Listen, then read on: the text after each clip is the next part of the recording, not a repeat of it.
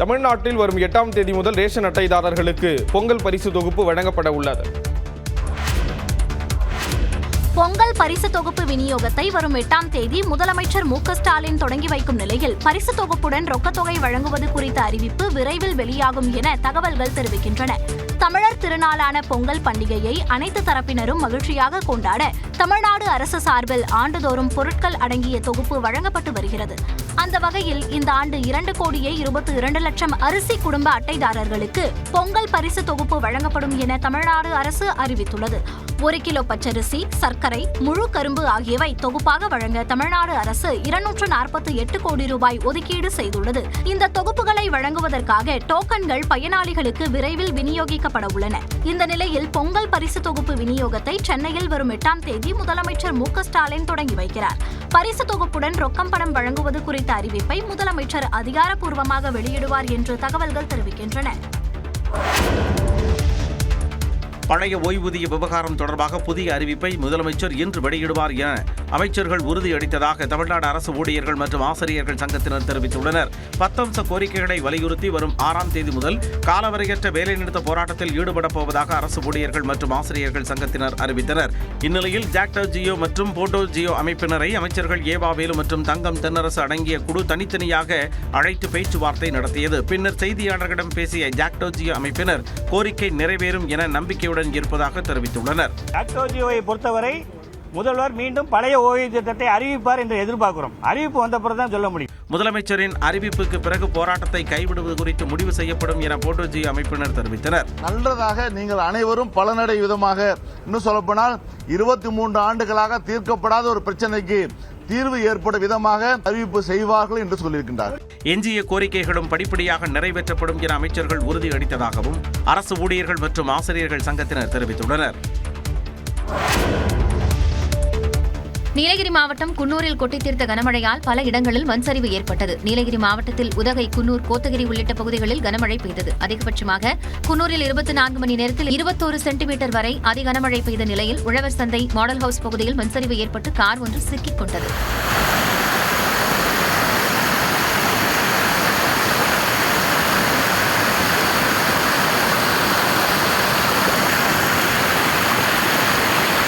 அதே பகுதியில் குடியிருப்பு ஒன்றின் மேற்கூரையில் ஆர்ப்பரித்து கொட்டிய நீரால் மக்கள் அச்சமடைந்தனர். சாலைகளிலும் வெள்ளம் பெருக்கெடுத்து ஓடியது. உதகையில் மலை ரயில் பாதையில் மண்சரிவு ஏற்பட்டதால் மேட்டுப்பாளையத்திலிருந்து ஊட்டிக்கு செல்லும் மலை ரயில் சேவை பாதையிலேயே நிறுத்தப்பட்டது. மேட்டுப்பாளையத்திலிருந்து புறப்பட்ட ரயில் பாதையிலேயே நிறுத்தப்பட்டு மீண்டும் மேட்டுப்பாளையத்திற்கே திருப்பி அனுப்பப்பட்டது. மேட்டுப்பாளையத்திலிருந்து உதகைக்கு செல்ல இருந்த பண்டிகை கால சிறப்பு மலை ரயில் சேவையும் ரத்து செய்யப்படுவதாக சேலம் ரயில்வே கோட்ட நிர்வாகம் அறிவித்துள்ளது. இதனால் சுற்றுலா சென்றவர்கள் ஏமாற்றம் அடைந்தனர். வெள்ளப்பெருக்கு காரணமாக குற்றால அருவிகளில் குளிக்க தடை விதிக்கப்பட்டுள்ளது. இதனால் சுற்றுலா பயணிகள் ஏமாற்றமடைந்தனர். தென்காசி மாவட்டத்தில் வியாழனன்று இரவு மிக கனமழை பெய்துள்ளது. குறிப்பாக கடனாநதி அணை உள்ள சிவசைலம் பகுதியில் 23 சென்டிமீட்டர் மழை பெய்ததாக தனியார் வானிலை ஆய்வாளர் பிரதீப் சாந்த் தெரிவித்துள்ளார். இந்நிலையில் மேற்கு தொடர்ச்சி மலைப்பகுதியில் பெய்த கனமழையால் குற்றாலத்தில் பிரதான அருவி, ஐந்தருவி, புலியருவி, சிற்றருவியில் வெள்ளப்பெருக்கு ஏற்பட்டுள்ளது. பாதுகாப்பு கருதி சுற்றுலா பயணிகள் மற்றும் ஐயப்ப பக்தர்கள் அருவிகளில் குளிக்க தடை விதிக்கப்பட்டுள்ளது. இதனால் அனைவரும் ஏமாற்றமடைந்தனர். குற்றாலத்தில் வந்திருக்கோம். இதான் முதல் தடவை. மலையில் பார்த்தீங்கன்னா ரொம்ப தண்ணி அருவி அதிகமாக வந்துட்டு இருக்குது. ஸ்போர்ட்ஸ்னால யாரையும் குளிக்க விடலை. நாங்கள் மிகப்பெரிய ஏமாற்றத்தை சந்திச்சிட்டோம். கிளைமேட்லாம் நல்லா இருக்குது, ஆனால் குளிக்க முடியல. இங்கே லாக் பண்ணிட்டாங்க. ரொம்ப தண்ணி வெள்ளம் போக்கு அதிகமாக இருக்கனால யாரையும் குளிக்க விடலை, செய்யலை. அதனால் ஒரு ஏமாற்றத்தில் போயிட்டுருக்கோம் சாமி. ரொம்ப மன வருத்தத்தோடு தான் நாங்கள் போய்கிட்டு இருக்கோம். இதேபோன்று பழைய குற்றாலத்தில் ஏற்பட்ட வெள்ளத்தால் தடுப்பு கம்பிகள் உள்ளிட்டவை சேதமடைந்தன. கடந்த 3 மாதங்களாக பராமரிப்பு பணிகள் நடைபெற்று வரும் சூழலில் மீண்டும் ஏற்பட்ட வெள்ளப்பெருக்கால் அருவிக்கரை முழுவதும் சிதிலமடைந்து காட்சியளிக்கிறது.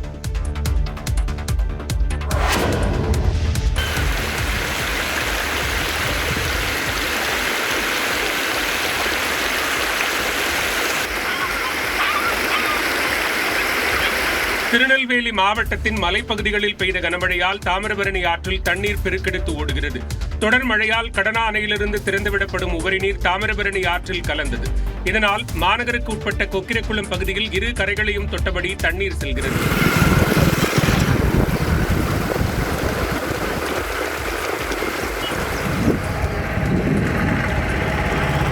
மாஞ்சோலையில் கனமழை பெய்ததால் மணிமுத்தாறு அருவிக்கு தண்ணீர் வரத்து அதிகரித்துள்ளது. இதனால் அருவியில் குளிக்க அம்பாசமுத்திரம் வனத்துறை சார்பில் தடை விதிக்கப்பட்டுள்ளது. தேனியில் பரவலாக பெய்த கனமழையால் போடிநாயக்கனூர் அருகே உள்ள கொட்டக்குடி ஆற்றில் வெள்ளப்பெருக்கு ஏற்பட்டது. இதனால் போடிநாயக்கனூர் முந்தல் சாலையில் உள்ள அரைப்பிள்ளையார் தடுப்பணைக்கு பொதுமக்கள் செல்ல தடை விதிக்கப்பட்டுள்ளது.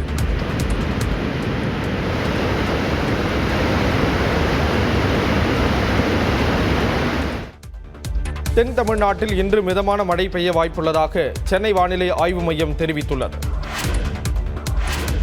தென்மேற்கு வங்கக்கடலில் வரும் 6ஆம் தேதி புதிய காற்றழுத்த தாழ்வு பகுதி உருவாக வாய்ப்பிருப்பதாக வானிலை ஆய்வு மையம் தெரிவித்துள்ளது. லட்சத்தீவு மற்றும் குமரிக்கடல் பகுதிகளின் மேல் வளிமண்டல கீழடுக்கு சுழற்சி ஒன்று நிலவி வருகிறது. இதேபோன்று இலங்கை கடலோர பகுதிகளுக்கு அப்பால் உள்ள தென்மேற்கு வங்கக்கடல் பகுதிகளிலும் வளிமண்டல கீழடுக்கு சுழற்சி ஒன்று நிலவி வருவதாக வானிலை ஆய்வு மையம் தெரிவித்துள்ளது. இதன் தொடர்ச்சியாக வரும் 6ஆம் தேதி வாக்கில் தென்மேற்கு வங்கக்கடலில் புதிய காற்றழுத்த தாழ்வு பகுதி உருவாக வாய்ப்பிருப்பதாக வானிலை ஆய்வு மையம் கணித்துள்ளது.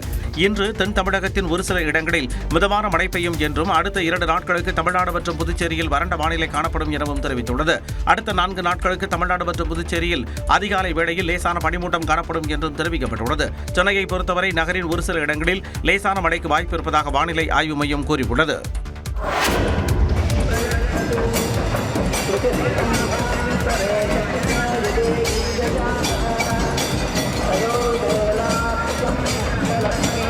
சிதம்பரம் நடராஜர் கோவிலில் ஆருத்ரா தரிசனத்தை ஒட்டி தேரோட்டம் வெகு விமர்சையாக நடைபெற்றது. கடலூர் மாவட்டம் சிதம்பரம் நடராஜர் கோவிலில் ஆருத்ரா தரிசன விழா கடந்த மாதம் 25ஆம் தேதி கொடியேற்றத்துடன் தொடங்கியது. நாள்தோறும் பஞ்சமூர்த்திகள் வீதி உலா அழைத்து வரப்பட்ட நிலையில் நடராஜருக்கு சிறப்பு அபிஷேக ஆராதனைகள் நடத்தப்பட்டன. விழாவின் 9வது நாளில் தேரோட்டம் வெகு விமர்சையாக நடைபெற்றது.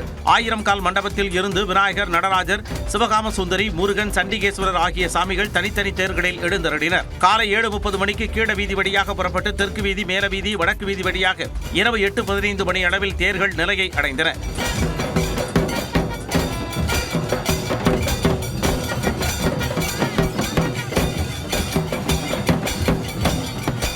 தேரோட்டத்தில் சிதம்பரம் மட்டுமின்றி பல்வேறு ஊர்களில் இருந்தும் ஏராளமான பக்தர்கள் கலந்து கொண்டனர். அகர முதல அரபியல் அவர் ஆளுகின்ற அரசியல், அகர முதல அரபியல் அவர் ஆளுகின்ற அரசியல், உயர உயர எழுகிற அவர் ஆளுமையே அரசியல். மதிமுக பொதுச் செயலாளர் வைகோவின் நடைப்பயணத்தை முதலமைச்சர் மு க ஸ்டாலின் தொடங்கி வைத்த காட்சிகள்தான் இது. மத நல்லிணக்கத்தை வலியுறுத்தி திருச்சியிலிருந்து மதுரை வரை மதிமுக பொதுச் செயலாளர் வைகோ நடைப்பயணம் மேற்கொள்கிறார். திருச்சி தென்னூரில் நடைபெற்ற தொடக்க விழாவில் முதலமைச்சர் மு க ஸ்டாலின், விடுதலை சிறுத்தைகள் கட்சியின் தலைவர் திருமாவளவன், இந்திய யூனியன் முஸ்லீம் லீக் தலைவர் காதர் மொய்தீன் உள்ளிட்டோர் கலந்து கொண்டனர். காங்கிரஸ் கட்சியின் மாநில தலைவர் செல்வ பிறந்தகை பங்கேற்கவில்லை. இந்த விழாவில் பேசிய முதலமைச்சர் மு க ஸ்டாலின், போதைப்பொருள் நெட்வொர்க்கை ஒழிக்க மத்திய மற்றும் மாநில அரசுகள் இணைந்து செயல்பட வேண்டும் என்று வலியுறுத்தினார். கலைத்துறை சார்ந்தவங்க பொறுப்புணர்ச்சியோடு தங்களுடைய படைப்புகளை உருவாக்கணும்.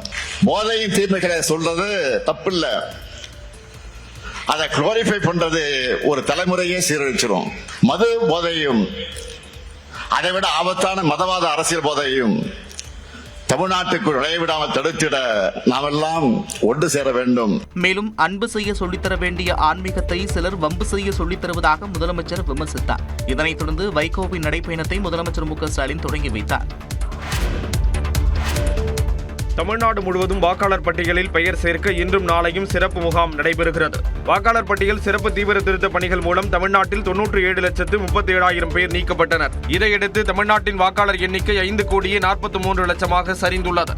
இந்நிலையில் டிசம்பர் 19ஆம் தேதி முதல் வாக்காளர் பட்டியலில் பெயர் சேர்க்கும் பணிகள் நடைபெற்று வருகின்றன. தொடர்ந்து டிசம்பர் 27, 28ஆம் தேதிகளில் மாநிலம் முழுவதும் சுமார் 75,000 வாக்குச்சாவடிகளிலும் சிறப்பு முகாம்கள் நடைபெற்றன. இதுவரை வாக்காளர் பட்டியலில் பெயர் சேர்க்க 7,37,000 பேர், பெயர் நீக்கம் கோரி 9,535 பேர் விண்ணப்பித்துள்ளனர். இதையடுத்து இன்றும் நாளையும் தமிழ்நாடு முழுவதும் அனைத்து வாக்குச்சாவடிகளிலும் சிறப்பு முகாம்கள் நடைபெற உள்ளன. ஜனவரி 1ஆம் தேதியுடன் 18 வயது பூர்த்தியடைந்தவர்கள் மற்றும் எஸ்ஐஆர் பணியில் வாக்காளர் பட்டியலில் இருந்து பெயர் நீக்கப்பட்டவர்கள் படிவம் 6ஐ பூர்த்தி செய்து வழங்க வேண்டும். ஜனவரி 18ஆம் தேதி வரைவு வாக்காளர் பட்டியலில் பெயர் சேர்க்க திருத்த முகாம்கள் நடத்தப்படும். பின்னர் பிப்ரவரி மாதம் 17ஆம் தேதி இறுதி வாக்காளர் பட்டியல் வெளியிடப்பட உள்ளது.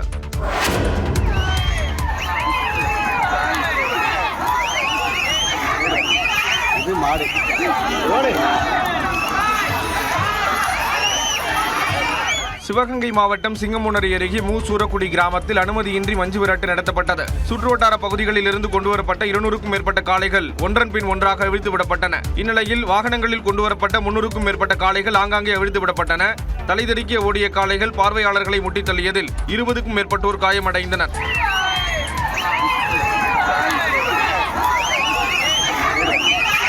மாடு.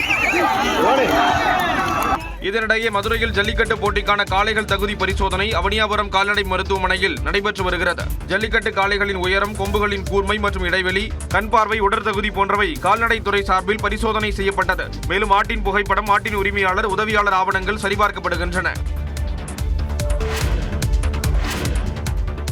திருப்பரங்குன்றம் மலை உச்சியில் உள்ள தர்காவில் சந்தனக்கூடு விழா மட்டுமே நடத்த வேண்டும் என்றும் ஆடு கோழி பலியிடக்கூடாது என்றும் உயர்நீதிமன்ற மதுரை கிளை உத்தரவிட்டுள்ளது. மதுரை சோலை அழகுபுரத்தைச் சேர்ந்த மாணிக்க மூர்த்தி என்பவர் தாக்கல் செய்த மனுவில் மலை உச்சியில் ஆடு கோழி பலியிடக்கூடாது என ஏற்கனவே நீதிமன்றம் தீர்ப்பளித்த நிலையில் அங்கு கந்தூரி விழா நடைபெற தடை விதிக்க வேண்டும் என தெரிவித்தார். இந்த மனு நீதிபதி ஸ்ரீமதி முன்பு விசாரணைக்கு வந்தபோது மலை உச்சியில் உள்ள தர்காவில் சந்தனக்கூடு விழாவிற்கு மட்டுமே அனுமதி வழங்கப்பட்டுள்ளது என்றும் ஆடு கோழி பலியிடுவதற்கு அனுமதி வழங்கப்படவில்லை என்றும் அரசு தரப்பில் தெரிவிக்கப்பட்டது. ஆடு கோழி பலியிடப்படாது என்பதால் இந்த மனு விசாரணைக்கு உகந்தது அல்ல என தர்கா தரப்பில் தெரிவிக்கப்பட்டது. அனைத்து தரப்பு வாதங்களையும் கேட்ட நீதிபதி மலை உச்சியில் சந்தனக்கூடு திருவிழாவுக்கு மட்டுமே அனுமதி என்றும் அதில் 50 பேர் மட்டுமே பங்கேற்க வேண்டும் என உத்தரவிட்டது. மேலும் மலை அடிவாரத்தில் இருந்து உச்சி வரை அசைவ உணவுகளை கொண்டு செல்லவோ ஆடு கோழிகளை பலியிடவோ தடை விதித்து நீதிமன்றம் இடைக்கால உத்தரவு பிறப்பித்தது. சட்டம் ஒழுங்கை பராமரிக்க காவல்துறை நடவடிக்கை எடுக்க வேண்டும் என கோரி வழக்கு விசாரணையை வருகின்ற 20ஆம் தேதிக்கு நீதிமன்றம் ஒத்திவைத்தது. இமாச்சல பிரதேசத்தின் பல்வேறு பகுதிகள் சாலையே தெரியாத அளவுக்கு பனி சூழ்ந்து காட்சியளிக்கின்றன.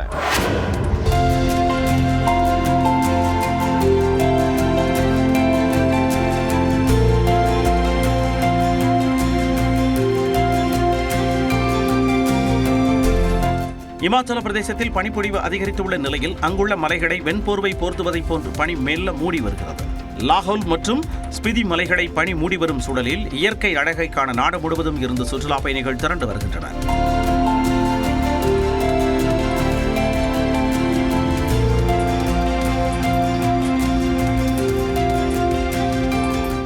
இதமான சூழலுக்கு மத்தியில் சுற்றுலா பயணிகள் புகைப்படம் எடுத்து மகிழ்ந்தனர்.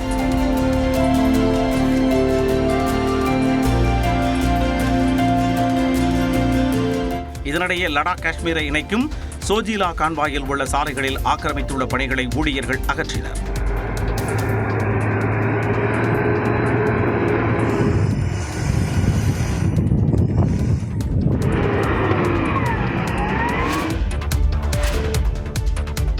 எக்ஸ் வலைதளத்தின் குரோக் ஏஐ தளம் பெண்களின் புகைப்படங்களை ஆபாசமாக சித்தரித்து வழங்குவதாக எழுந்துள்ள புகார் தொடர்பாக எக்ஸ் நிறுவனம் 72 மணி நேரத்தில் விளக்கம் அளிக்க வேண்டும் என மத்திய அரசு கேட்டுக் கொண்டுள்ளது. இது தொடர்பாக சிவசேனா உதவு பிரிவின் மாநிலங்களவை உறுப்பினர் பிரியங்கா சதுர்வேதி மத்திய தகவல் தொழில்நுட்பத்துறை அமைச்சர் அஸ்வினி வைஷ்ணவுக்கு கடிதம் ஒன்றை எழுதியுள்ளார். அதில் குரோக் உரையாடல் தளம் பெண்களின் புகைப்படத்தை ஆபாசமாக காட்டுவது, உடைகளில் மாற்றம் செய்வது போன்ற கட்டளைகளுக்கு பதிலளித்து சித்தரிப்பதாக அவர் புகார் அளித்துள்ளார். மத்திய மின்னணு மற்றும் தகவல் தொழில்நுட்ப அமைச்சகம் இது தொடர்பாக இந்தியாவுக்கான எக்ஸ் நிறுவனத்தின் தலைமை அதிகாரிக்கு 4 பக்க கடிதம் எழுதியுள்ளது.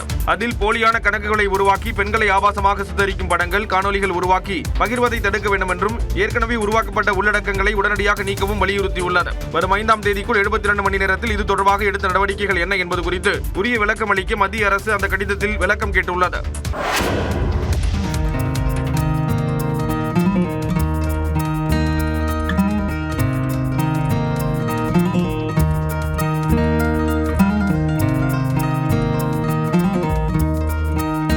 தூத்துக்குடி மாவட்டம் சாயர்புரம் அருகே வெளிநாட்டினர் பொங்கல் வைத்து கொண்டாடினர். தனியார் அமைப்பு சார்பில் சாயர்புரம் பண்ணை தோட்டத்தில் பொங்கல் பண்டிகை கொண்டாட்டம் நடந்தது. இதில் இங்கிலாந்து, ஆஸ்திரேலியா, ஜப்பான் உள்ளிட்ட நாடுகளைச் சேர்ந்தவர்கள் ஆர்வத்துடன் பங்கேற்றனர். சில வெளிநாட்டவர்கள் வேட்டி சேலை அணிந்திருந்தது அனைவரையும் கவர்ந்தது. அவர்கள் ஆர்வமாக பானையில் பொங்கல் வைத்தனர். Hello, we're from Sydney, Australia, and we've just been having a fun time cooking pongal, which tastes really great. Indian culture is wonderful. It's been really nice to see it. Fantastic here celebrating the Bongo Festival. It's been really good on this fabulous farm with amazing people. Very hot with the fire and cooking the rice and the boiling water in the heat. But it's been an amazing afternoon. Really good fun. பின்னர் நடந்த பாரம்பரிய விளையாட்டுப் போட்டிகளில் அவர்கள் கலந்து கொண்டனர். நாமக்கல்லில் பாதாள சாக்கடைக்கு தோண்டப்பட்ட குழியில் விழுந்து சிறுவன் உயிரிழந்த நிலையில் ஒப்பந்த பணி மேற்கொண்ட நிறுவனம் மீது காவல்துறை வழக்கு பதிவு செய்யாதது சர்ச்சையை ஏற்படுத்தியுள்ளது. நாமக்கல் மாநகராட்சியில் உள்ள 4வது வார்டில் குஜராத்தை சேர்ந்த பட்டேல் என்ற நிறுவனம் பாதாள சாக்கடை அமைக்கும் பணியில் ஈடுபட்டு வருகிறது. புதன்கிழமை அன்று அங்கு விளையாடிக் கொண்டிருந்த ரோஹித் என்ற 4 வயது சிறுவன் குழியில் தவறி விழுந்து நீரில் மூழ்கி உயிரிழந்தான். ஒரு கொடி தான் கட்டியிருந்தாங்க 2 இது. அது பாதுகாப்புலாம் இல்லை. அந்த கால வீட்டுக்காரங்க போறவங்க அவுத்து விட்டாங்க. அது எல்லாம் ஓப்பனாக தான் இருந்தது. இந்நிலையில் அந்த பள்ளத்தை தோண்டிய தனியார் நிறுவனத்தின் மீது காவல்துறை வழக்கு எதுவும் இதுவரை பதியவில்லை. அதற்கு மாறாக சிறுவன் தவறி விழுந்து உயிரிழந்ததாக காவல்துறை வழக்கு பதிவு செய்துள்ளது. மேலும் உயிரிழந்த சிறுவனின் பெற்றோரிடம் பேச்சுவார்த்தை நடத்திய மாநகராட்சி அதிகாரிகள் ஒப்பந்த நிறுவனத்திடமிருந்து 20 லட்சம் ரூபாய்க்கான காசோலையை பெற்று பெற்றோரிடம் கொடுத்துள்ளனர். இந்நிலையில் திமுக அரசின் அலட்சியம்தான் இதற்கு முழு காரணம் என அதிமுக கண்டனம் தெரிவித்துள்ளது. பாதாள சாக்கடை உள்ளிட்ட பணிகளை மேற்கொள்ளும் போது முழுமையான பாதுகாப்பு நெறிமுறைகள் பின்பற்றப்படுவதை உறுதி செய்ய வேண்டும் என்றும் அதிமுக வலியுறுத்தியுள்ளது.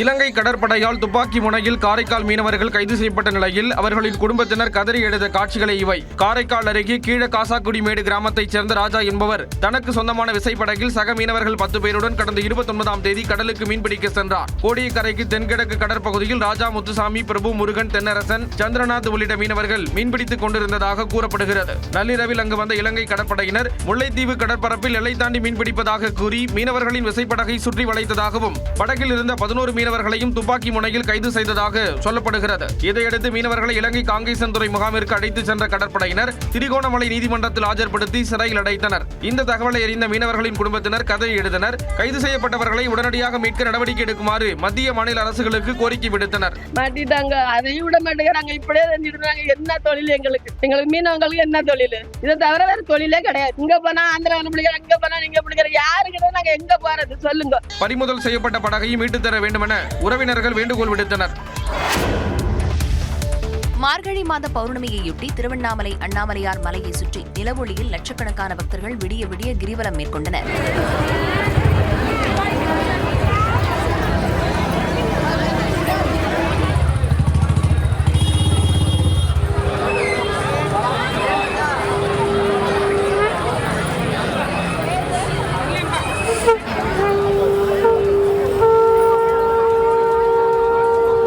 தஞ்சை பெரிய கோயிலில் தென் கைலாய வலம் நிகழ்ச்சியில் 5000த்திற்கும் மேற்பட்டோர் கோயிலை சுற்றி 3 கிலோமீட்டர் தொலைவிற்கு கிரிவலம் சென்றனர்.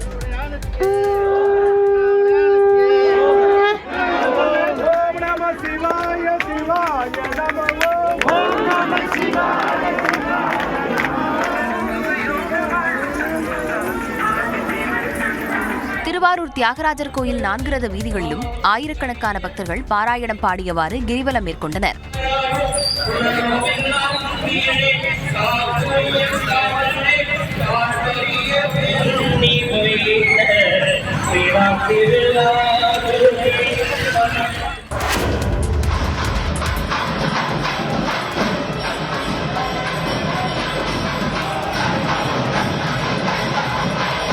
நெல்லையப்பர் கோவில் வெள்ளித்தேர் வெள்ளோட்டம் வெகு விமர்சையாக நடைபெற்றது. திருநெல்வேலி நெல்லையப்பர் கோவிலில் 35 ஆண்டுகளுக்கு முன்னர் வெள்ளித்தேர் தீக்கிரையானது. பக்தர்களின் கோரிக்கையை ஏற்று 2023ஆம் ஆண்டு வெள்ளித்தேர் அமைப்பதற்கு சட்டமன்ற மானிய கோரிக்கையில் அறிவிப்பு வெளியானது. அதன்படி 2023ஆம் ஆண்டு இதற்கான பணி தொடங்கியது. 3,95 லட்சம் ரூபாய் மதிப்பீட்டில் 18 அடியில் மரத்திலான தேர் செய்யப்பட்டு 429.27 கிலோ வெள்ளி தகடுகளுடன் தேர் செய்யப்பட்டது. இந்நிலையில் நெல்லையப்பர் கோவிலில் வெள்ளித்தேர் வெள்ளோட்டம் நடந்தது. சட்டப்பேரவைத் தலைவர் அப்பாவு, அமைச்சர் சேகர்பாபு ஆகியோர் வெள்ளோட்டத்தை தொடங்கி வைத்தனர்.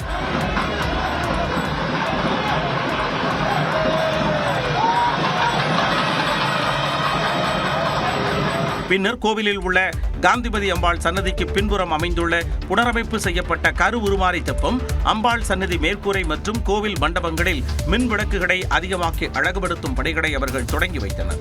5,84 லட்சம் ரூபாய் மதிப்பில் இந்த பணிகள் நடைபெற உள்ளன. சமவேளைக்கு சம ஊதியம் கோரி சென்னையில் 8வது நாளாக போராட்டத்தில் ஈடுபட்ட இடைநிலை ஆசிரியர்கள் குண்டுக்கட்டாக கைது செய்யப்பட்டனர். தமிழ்நாட்டில் அரசு மற்றும் அரசு உதவி பெறும் பள்ளிகளில் 2009ஆம் ஆண்டு மே 31ஆம் தேதிக்கு முன்பிலிருந்து பணியில் உள்ளவர்களை விட அதற்கு பின்னர் பணியில் சேர்ந்தவர்களுக்கு குறைவான ஊதியம் வழங்கப்படுகிறது. இந்த ஊதிய முரண்பாட்டை களைய வலியுறுத்தி இடைநிலை ஆசிரியர்கள் தொடர்ந்து போராட்டத்தில் ஈடுபட்டு வருகின்றனர். குறிப்பாக சென்னையில் பள்ளிக்கல்வித்துறை இயக்குநரகம், மாவட்ட முதன்மை கல்வி அலுவலர் அலுவலகம் உள்ளிட்ட இடங்களில் போராட்டம் நடத்தி வந்தனர். இந்நிலையில் 8வது நாளாக வெள்ளிக்கிழமை சென்னை மாவட்ட ஆட்சியர் அலுவலகத்தை முற்றுகையிட முயன்ற இடைநிலை ஆசிரியர்களை காவல்துறையினர் குண்டுக்கட்டாக கைது செய்தனர்.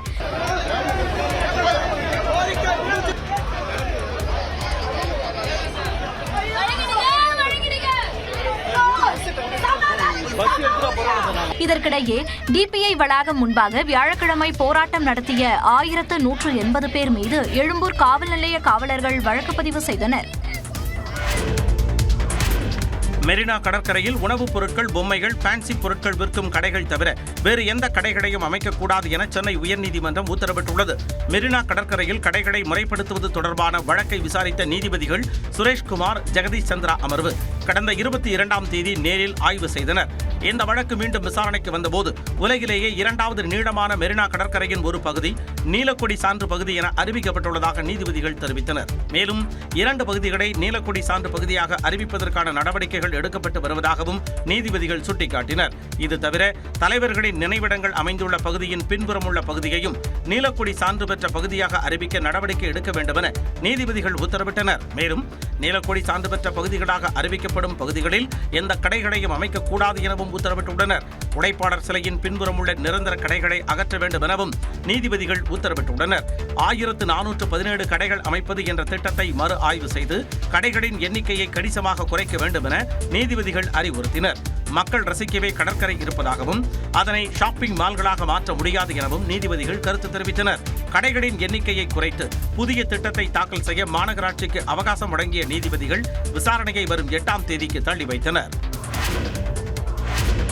தஞ்சை தமிழ் பல்கலைக்கழகத்தை தோற்றுவித்த எம்ஜிஆரின் பெயரை மறைக்க திமுக அரசு முயற்சிப்பதாக எதிர்க்கட்சித் தலைவர் எடப்பாடி பழனிசாமி குற்றம் சாட்டியுள்ளார். இது தொடர்பாக அவர் வெளியிட்டுள்ள அறிக்கையில் 1981ஆம் ஆண்டு எம்ஜிஆர் முதலமைச்சராக இருந்தபோது தமிழுக்கென்று தஞ்சையில் தமிழ் பல்கலைக்கழகம் நிறுவப்பட்டதாக குறிப்பிட்டுள்ளார். இந்நிலையில் பல்கலைக்கழகத்தின் இணையதளத்தில் அண்ணா பிறந்த நாளில் தோற்றுவிக்கப்பட்டது என்று உள்ளதை தவிர அதனை தோற்றுவித்த எம்ஜிஆரின் பெயர் நீக்கப்பட்டுள்ளதாக எடப்பாடி பழனிசாமி குற்றம் சாட்டியுள்ளார். இணையதள போட்டோ கேலரியில் இருந்த எம்ஜிஆரின் படமும் நீக்கப்பட்டிருப்பதாக குறிப்பிட்டு அவர் கண்டனம் தெரிவித்தார். வன்மத்தை கைவிட்டுவிட்டு எம்ஜிஆரின் படத்தை மீண்டும் பதிவேற்றம் செய்ய வேண்டும் எனவும் எடப்பாடி பழனிசாமி வலியுறுத்தியுள்ளார். இதேபோல எம்ஜிஆரின் பெயரை மறைக்க முற்படுவது அற்பத்தனமானது என அமமுக பொதுச் செயலாளர் டிடிவி தினகரன் பதிவிட்டுள்ளார். தமிழ் மொழிக்கு தொண்டாற்றுவதை தனக்கு கிடைத்த பாக்கியமாக கருதிய எம்ஜிஆரின் பெயரும் புகைப்படமும் பல்கலைக்கழக இணையதளத்தில் இடம்பெறுவதை உறுதி செய்ய வேண்டும் என தமிழ்நாடு அரசு மற்றும் பல்கலைக்கழக நிர்வாகத்திற்கு டிடிவி தினகரன் வலியுறுத்தியுள்ளார். தமிழ்நாடு காங்கிரஸில் தொடரும் உட்கட்சி பிரச்சனைகள் மனச்சோர்வை ஏற்படுத்துவதாக அக்கட்சியின் எம்பி ஜோதிமணி கூறியிருக்கிறார். தமிழ்நாடு காங்கிரஸ் அழிவின் பாதையில் செல்வதாக கூறிய காங்கிரஸ் எம்பி ஜோதிமணி வாக்குச்சாவடி முகவர் பட்டியலை தேர்தல் ஆணையத்திற்கு கொடுக்க விடாமல் சொந்த கட்சியே முடக்க நினைப்பதாக குற்றம் சாட்டியுள்ளார். இது தொடர்பாக தனது எக்ஸ் பக்கத்தில் பதிவிட்டுள்ள அவர் தமிழ்நாடு காங்கிரஸில் நடைபெறும் விஷயங்கள் மிகுந்த கவலையளிப்பதாக குறிப்பிட்டுள்ளார். கொள்கை நிலைப்பாடுகளை, அரசியல் செயல்பாடுகளை நீர்த்து போகச் செய்ய கட்சிக்குள் நடக்கும் முயற்சிகள் மிகுந்த வேதனை அளிப்பதாகவும் ஜோதிமணி தெரிவித்துள்ளார். தமிழ்நாடு காங்கிரஸில் எவ்வித கட்டுப்பாடுமற்று தொடரும் உட்கட்சி பிரச்சனைகள் மிகுந்த மனசோர்வை ஏற்படுத்துவதாக அவர் கூறியுள்ளார். மேலும் சித்தாந்த ரீதியான அரசியலை காத்திரமாக முன்னெடுப்பதற்கு பதிலாக வெறும் கூட்டல் கழித்தல்களை மட்டுமே செய்து கொண்டு சிலரின் சுயநலத்தால் தமிழ்நாடு காங்கிரஸ் கொஞ்சம் கொஞ்சமாக அழிவின் பாதையில் சென்று கொண்டிருப்பதாக அவர் குற்றம் சாட்டியுள்ளார். ராகுல் காந்தியின் கொள்கை பிடிப்பு அரசியலுக்கு நேரெதிரான பாதையில் தமிழ்நாடு காங்கிரஸ் சென்று கொண்டிருப்பதாகவும் ஜோதிமணி சுட்டிக்காட்டியுள்ளார். எந்த கட்சியிலும் நடக்காத வகையில் தேர்தல் ஆணையத்திற்கு வாக்குச்சாவடி முகவர் பட்டியலை கொடுக்க விடாமல் சொந்த கட்சியே தன்னை முடக்குவதாகவும் ஜோதிமணி குற்றம் சாட்டியுள்ளார். அதிமுக முன்னாள் எம்எல்ஏ ஜேசிடி பிரபாகர் தாவேகாவில் இணைந்துள்ளார். ஜெயலலிதா மறைவிற்கு பின் ஒற்றை தலைமை விவகாரத்தில் அதிமுகவில் ஏற்பட்ட சிக்கலில் முன்னாள் முதல்வர் ஓ பன்னீர்செல்வம் அணி ஆதரவாளராக ஜேசிடி பிரபாகர் இருந்து வந்தார். இந்த நிலையில் தாவேகா தலைவர் விஜயை நேரில் சந்தித்து தன்னை இணைத்துக் கொண்டார். அதிமுக ஒன்றிணைய இனியும் சாத்தியம் இல்லை என நியூஸ் 18 தமிழ்நாடு தொலைக்காட்சிக்கு அளித்த பேட்டியில் ஜேசிடி பிரபாகர் தெரிவித்தார். இணைப்பிலே நான் உறுதுணையாக இருந்தேன். ஒற்றை தலைமை என்று வந்தபோது நியாயம், நீதி, நேர்மை என்று நான் அண்ணன் ஓபிஎஸ் அவரோடு இருந்தேன். ஆனால் 2 பேரையும் இணைக்க வேண்டும் என்பதற்காக நாங்கள் எல்லா முயற்சிகளும் தோற்ற பிறகு அதிமுக அழிவு பாதையிலே செல்லுகிறது பாழுங்கிணறு தானே என்று தெரிந்த பிறகு அதில் போய் யாராவது விழுவார்களா? புரட்சித் தலைவரை நாடி தேடி ஓடி எப்படி அன்றைக்கு பார்த்தார்களோ அதே நிலைமையில் தான் இன்றைக்கு தளபதி விஜய் அவர்களை ஒரு நல்லவர் நமக்கு வேண்டும், அவர் நாடாள வேண்டும், நம்முடைய தமிழ்நாட்டை ஆள வேண்டும் என்று மக்கள் ஓடிக்கொண்டிருப்பதை இன்றைக்கு பார்த்து கொண்டிருக்கிறோம். விஜய்க்கு மக்கள் செல்வாக்கு அதிகமாக இருப்பதாகவும் நல்லவர் நாடாட வேண்டும் என மக்கள் நினைப்பதாகவும் ஜேசிடி பிரபாகர் தெரிவித்தார்.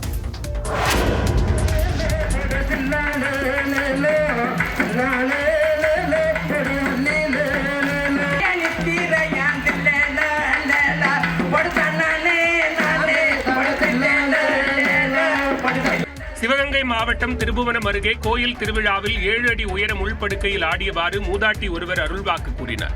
லாடனேந்தல் கிராமத்தில் பூங்காவனம் முத்துமாரியம்மன் கோவில் உள்ளது. இந்த கோயிலை 63 வயதான நாகராணி என்பவர் நிர்வகித்து வருகிறார். இந்த கோயிலில் ஒவ்வொரு ஆண்டும் மண்டல பூஜை நடைபெறும். அப்போது மூதாட்டி நாகராணி 48 நாட்கள் விரதம் இருப்பார். விரதத்தின் இறுதி நாளன்று முள் படுக்கை மீது ஏறி அருள்வாக்கு கூறுவார். அந்த வகையில் இந்த ஆண்டு சுமார் 7 அடி உயரத்திற்கு உடைமுள், கற்றாழை முள், இலந்தை முள் உள்ளிட்டவற்றை கொண்டு அமைக்கப்பட்ட முள்படுக்கையில் ஏறி மூதாட்டி நாகராணி பக்தர்களுக்கு அருளாசி வழங்கினார்.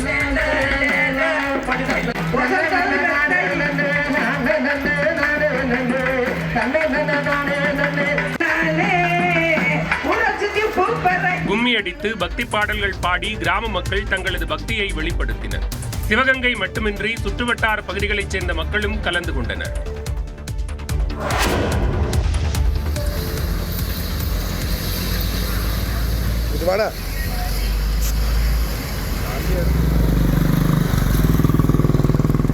திண்டுக்கல் அருகே பெட்ரோல் பங்கில் எரிபொருள் நிரப்பிவிட்டு வெளியே சென்ற கார் திடீரென தீப்பிடித்து எரிந்ததால் பரபரப்பு நிலவியது. விராலிப்பட்டியைச் சேர்ந்த கோபி என்பவர் தனது மகனுடன் காரில் திண்டுக்கல் நகர பகுதிக்கு சென்றுக் கொண்டிருந்தார். தாடிக்கொம்பு அருகே செயல்படும் பெட்ரோல் பங்கிற்கு சென்று எரிபொருள் நிரப்பினார். பெட்ரோல் நிரப்பிவிட்டு வெளியே செல்லும் பொழுது நுழைவாயிலில் திடீரென கார் தீப்பற்றி எரிந்தது.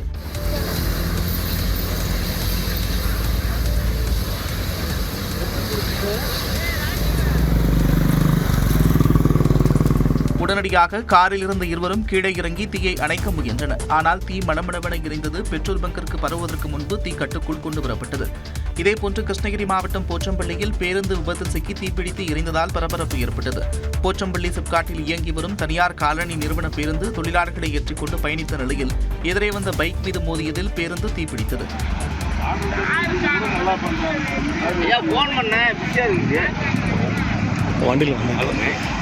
அதில் பயணித்த 23 தொழிலாளர்களும் உடனடியாக கீழே குதித்து உயிர் தப்பிய நிலையில் பைக்கும் பேருந்தும் எரிந்து சேதமடைந்தன.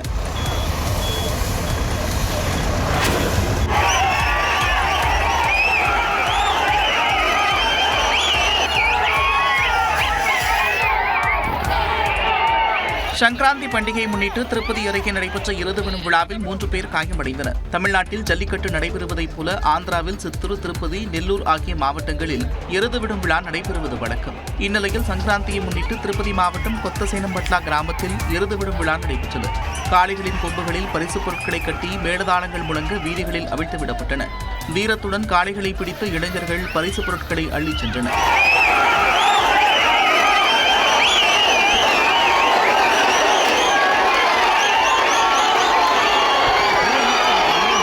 எருதுவிடும் விழாவில் காயமடைந்த 3 பேர் மருத்துவமனைக்கு அனுப்பி வைக்கப்பட்டனர்.